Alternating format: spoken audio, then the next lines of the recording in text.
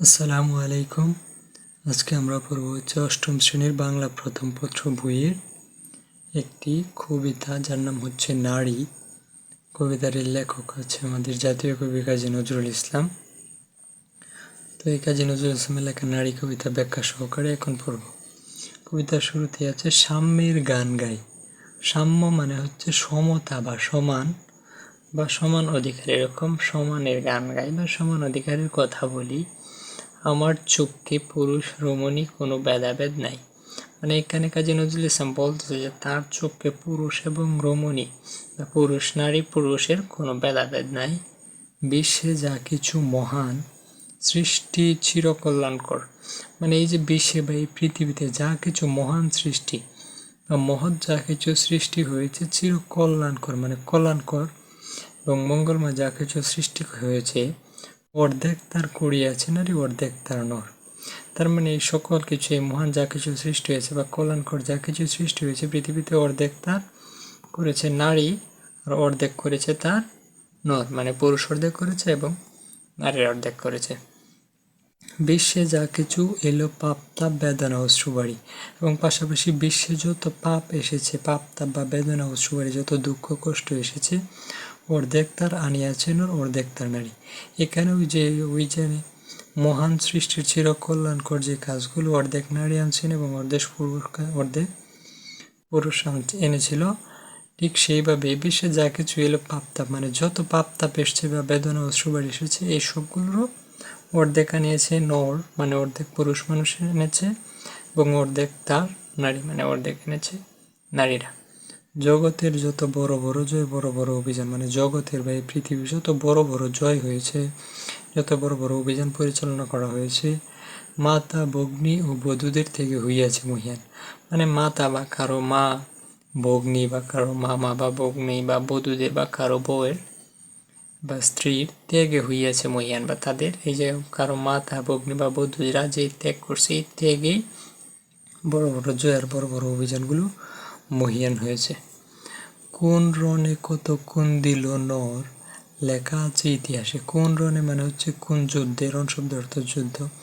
কত কোন মানে হচ্ছে কত রক্ত দিল নর পুরুষ, মানে কোন যুদ্ধে কত রক্ত দিল পুরুষ, লেখা আছে ইতিহাসে। কত নারী দিল স্মৃতির সিঁদুর, লেখা নাই তার পাশে।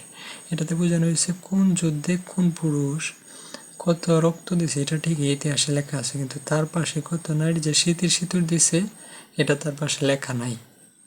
কত মাতা দিল হৃদয় উপাড়ি, কত বোন দিল সেবা, মানে কত মাতা হৃদয় উজাড় করে দিছে এবং কত বোন দিল সেবা। বীরের স্মৃতি স্তম্ভের গায়ে লিখিয়া রেখেছে কেবা। মানে এই যে বীরত্বপূর্ণ কাজ মাতা এবং বোন করেছে বা পুরুষগণ করেছে, বীরের স্মৃতিগুলা স্তম্ভের গায়ে কে লিখে রেখেছে, এটাই কবির প্রশ্ন। কোনো কালে একা হয়নি জয়ী পুরুষের তরবারি। মানে এখানে কবি কাজী নজরুল ইসলাম বলতেছে কোনো সময়েই একা কোনো পুরুষের তরবারি জয়ী হয় নাই। প্রেরণা দিয়েছে, শক্তি দিয়েছে বিজয় লক্ষ্মীর, প্রেরণা দিয়েছে মানে এই যে পুরুষ জয় অর্জন করে এটাতে প্রেরণা দিয়েছে, শক্তি দিয়েছেন বিজয় লক্ষ্মী নারী বা কোনো লক্ষ্মী নারী এটার পেছনে প্রেরণা দিয়েছেন। তারপরে হচ্ছে সে যুগ হয়েছে বাসি, মানে আগে একটা যুগ ছিল যে যুগটা বাসি হয়ে গেছে বা পুরনো হয়ে গেছে, যে যুগে পুরুষ দাস ছিল নাখো। তার মানে এই যে যুগটা বাসি হয়েছে এই যুগে কোনো পুরুষ দাস ছিল না, নারীরা ছিল দাসী। তার মানে নারীরা দাসী ছিল, কোনো পুরুষ দাস ছিল না সেই যুগে, কিন্তু নারীরা ছিল দাসী। বেদনার যুগ, মানুষের যুগ, সাম্যের যুগ আজি। আজি বলতে এখন বোঝায়, মানে এখন হচ্ছে বেদনার যুগ, মানুষের যুগ এবং সাম্যের বা সমতার যুগ এখন। কেহ রহিবে না বন্দি, কাহারও উঠিয়াছে ঢঙ্কা বাজি। মানে কেউ আর কার বন্দি থাকতো না, মানে কোনো নারী কোনো পুরুষের কাছে বন্দি থাকতো না বা কোনো পুরুষও কোনো নারীর কাছে বন্দি থাকবে না, এটারই একটা ডঙ্কাবাজি উঠতেছে বা কলরব উঠিতেছে। নর যদি রাখে নারী রে বন্দি, মানে কোনো নর বা কোনো পুরুষ যদি কোনো নারীকে বন্দি রাখে, তবে এরপর যুগে, তবে মানে তারপরে এরপরে এরকম একটা যুগ আসবে, আপনারই রচা ওই কারাগারে পুরুষ মরিবে ভোগে। মানে কোনো নর যদি কোনো নারীকে বন্দি রাখে, তো তবে এরপর এমন একটা যুগ আসবে যে যুগে আপনারই রচা মানে ওই পুরুষের নিজের রচা বা নিজের তৈরি করা ওই কারাগারে পুরুষ মরিবে ভুগে, মানে নিজে যে কারাগারটা তৈরি করবে এটাতেই সে ভুগে মরবে। যুগের ধর্ম এই, মানে যুগের বা সময়ের ধর্মই এটাই, পীড়ন করিলে পীড়ন এসে পীড়া দেবে তোমাকে। মানে তুমি যদি কাউকে পীড়ন করো বা কোনো পুরুষ যদি কোনো নারীকে পীড়ন করে বা ব্যথা দেয়, সেই পীড়নটা এসে শেষমেশ নিজেকেই পীড়া দেয়। এটাই বুঝেছে যে পীড়ন করিলে সে পীড়ন এসে পীড়া দেবে তোমাকেই। তো এই কবিতাটা এই পর্যন্তই ছিল, নারী কবিতা, কাজী নজরুল ইসলামের লেখা। তো এই কবিতার একটা উদ্দেশ্য দেওয়া আছে তোমাদের পাঠ্য বইয়ের মধ্যে। উদ্দেশ্যটা হচ্ছে মানব সভ্যতায় নারীর অবদান যে পুরুষের চেয়ে কম নয় তা জেনে নারীর অধিকারের প্রতি সচেতন হয় নারী কবিতার উদ্দেশ্য। মানে এখানে পরীক্ষায় যদি আসে যে নারী কবিতার উদ্দেশ্য কি লিখো, তাহলে এটা লিখতে পারবো, মানব সভ্যতায় নারীর অবদান যে পুরুষের চেয়ে কম নয় তা জেনে নারীর প্রতি সচেতন হওয়াই নারী কবিতার উদ্দেশ্য।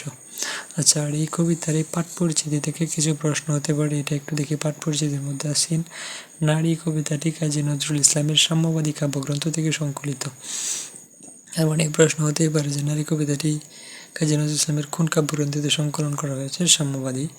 কাজী নজরুল ইসলাম জগতের নর ও নারীর সাম্য ও সমান অধিকারের আস্থাবান। মানে কাজী নজরুল ইসলাম যিনি আমাদের জাতীয় কবি, তিনি জগতের নর বা পুরুষ এবং নারীর সাম্য ও সমান অধিকারের আস্থাবান, মানে তিনি বিশ্বাস করেন যে সকলেরই সমান অধিকার নারী এবং পুরুষ। তার মতে মানে হচ্ছে আমাদের কাজী নজরুল ইসলামের মতে পৃথিবীতে মানব সভ্যতা নির্মাণে, মানে পৃথিবীর যে মানব সভ্যতা গড়ে উঠেছে এটা নির্মাণে নারী ও পুরুষের অবদান সমান। নারী যতটুকু অবদান রেখেছে পুরুষও ততটুকু অবদান রেখেছে, কিন্তু ইতিহাসে পুরুষের অবদান যতটা লেখা হয়েছে নারীর অবদান ততটা লেখা হয়নি। মানে দুজনই সমানই অবদান রাখছে নারী পুরুষ, কিন্তু পুরুষের অবদানের কথা যেভাবে লেখা আছে নারীর অবদানের কথা সেভাবে লেখা হয়নি। নারী পুরুষ সবাইকে সুন্দর ও উজ্জ্বল ভবিষ্যৎ রচনা করতে হবে সম্মিলিতভাবে। এখন নারী এবং পুরুষ সবাইকে সম্মিলিতভাবে একত্রে কাজ করে উজ্জ্বল ভবিষ্যৎ রচনা করতে হবে। সাথে থাকার জন্য ধন্যবাদ সবাইকে।